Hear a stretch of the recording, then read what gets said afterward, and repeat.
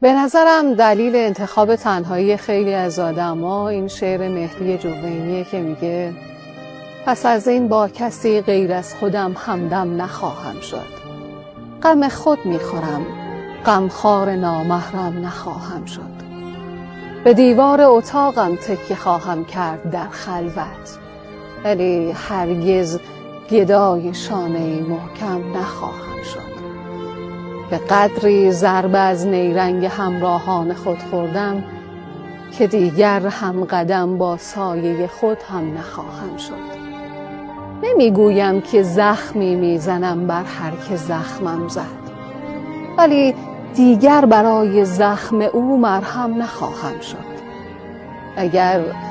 اگر انسانیت شرطش حراج خویشتن باشد، نمیخواهم. چه اصراری است؟ من آدم نخواهم.